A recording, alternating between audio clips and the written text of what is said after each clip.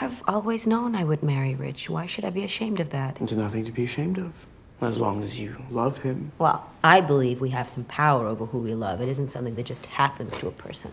I think the poets might disagree. Well, I'm not a poet. I'm just a woman. And as a woman, there's no way for me to make my own money. Not enough to earn a living or to support my family.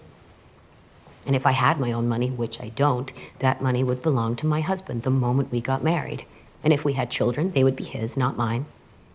They would be his property. So don't sit there and tell me that marriage isn't an economic proposition, because it is. It may not be for you, but it most certainly is for me. That was a clip from Little Women. Absolutely delighted to be joined by its writer and director, Greta Gerwig. How are you feeling? I'm good. Yeah? Yeah, I'm a bit tired, but I'm good.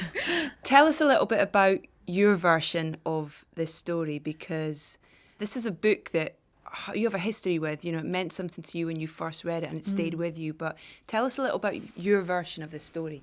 Well, I grew up with this book. I loved it. I read it all the time. Jo March was my favorite character. She was the character that made me feel like it was okay to be who I was. She wanted to be a writer. She was competitive. She had a temper. I was all of those things.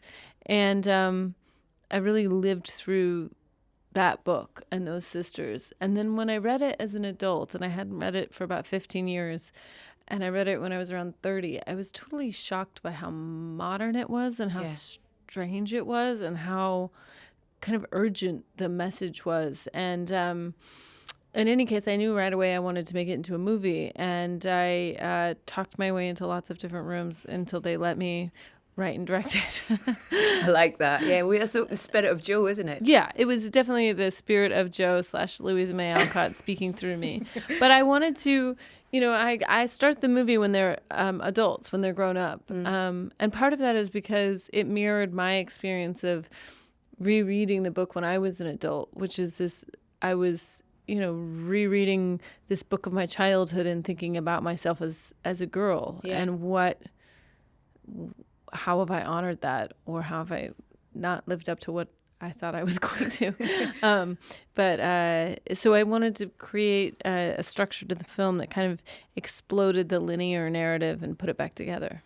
And because you had such a connection with this character and with this book over such a long time, was the idea of adapting it into a screenplay with your voice, was that an exciting prospect, or was it? Oh, yeah. No, I was thrilled. That was what I wanted to do. I mean, it took some convincing to people. I had to convince people because I hadn't, at that point, Lady Bird wasn't made yet. So I wasn't on the top of anyone's list to do anything, really. So I really had to make them believe in the possibility of this vision. And then it wasn't until, so I wrote a couple drafts and then I directed Lady Bird, and then it wasn't until after Lady Bird was out and getting some nice notices that they came back and said, do you want to direct Little Women? Finally! Yeah, and I was like, I've been waiting 30 years for this phone call. I've been sitting by the phone. To think that this is only your second solo directorial project, it's extraordinary. It's so brilliant. Oh, thank you. Yes, I sort of can't believe that this is the second one, and I can't believe they let us do it. I just do feel like I kept waiting for someone when we were on set to come up to me and say, "Oh, please stop. We're not doing this. We're not in the business of making period films that are about an epic of four sisters. That's not what we do." But they did, and I'm so grateful to the folks at Columbia Pictures and Sony. But that's the brilliant thing about the book and the film, and in particularly your adaptation, is the way that you have.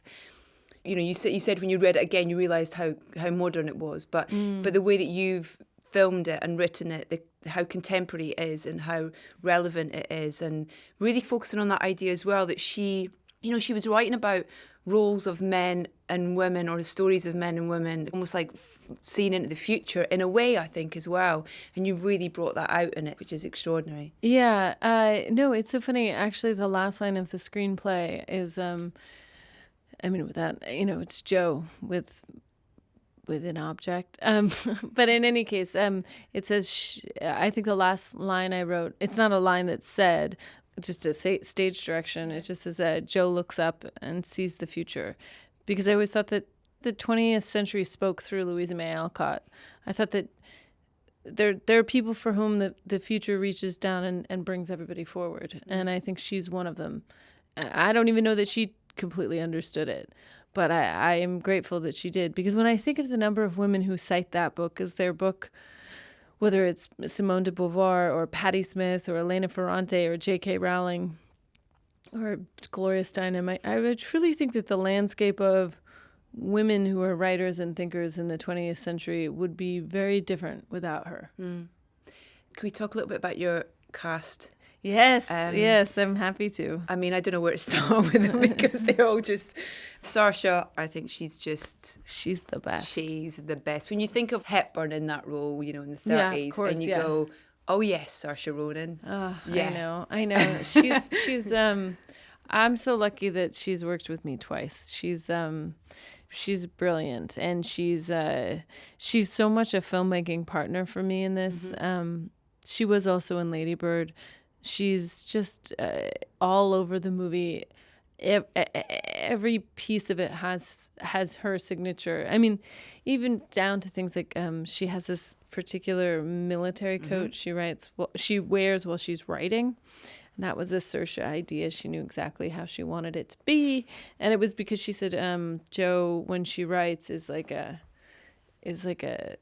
military campaign. She's occupying space, and She's going into battle. Yeah, she's going into battle, and it was such a beautiful idea. But that's just one little idea. There's so many ideas throughout the whole movie that are hers, and I think basically she's. I mean, the thing about great actors is they just make whatever they do better. From what I've kind of read and heard the other cast members talk about, you're so encouraging of collaboration and ideas from your cast in terms of bringing the character to life through small things, even Florence with the scene where she's burning the books with the wings, and that being something she brought to the table, and you encourage that. Yes, I love that. I mean, that's my favorite part about filmmaking is that it's so collaborative. It's just this art form where you're really all coming together to believe in this thing that doesn't yet exist, which is pretty special. And I, as with all directors, I'm excellent at stealing the best ideas and then taking credit for them.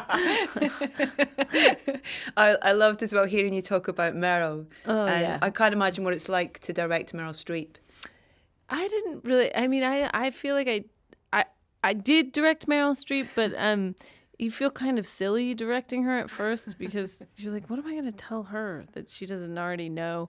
But the thing about an actor like that is they are very happy to be directed. She was just kind of a delight. She's also one of the most gracious people I've ever seen on set, which is a testament to how it can be done. She could just be a nightmare and a diva, and we'd all still love her anyway. But she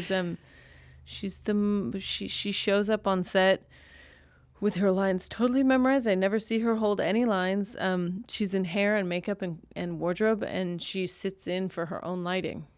She never has a stand-in sit in for her. Wow. Which makes everything go really, really fast, I will say. Under time and under budget. Under time, under budget, totally prepared. That's Meryl. But she also passes on wisdom as well, which was really nice to hear in terms of, as someone, like I was saying about you being really open to your cast collaborating, you want to keep learning. You want to learn from every experience. And I imagine working with someone like that, you do as well. Yeah, well, and she's also worked with some of the greatest directors who've ever made films. And she's so smart about how movies are put together. And,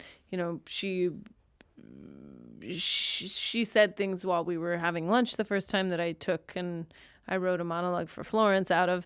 But also just while we're shooting, she'll just tell a story about another movie she was on, and tell us something a DP told her. And movies are an art, but they're also craft, and craft is really passed person to person. And I feel like she's one of those actors who, not just because she's brilliant, although she is brilliant, I became a better filmmaker working with her because she knows what she's talking about, and she's very generous with that knowledge. And I mean, you have to want to learn, but she's willing to teach. Yeah.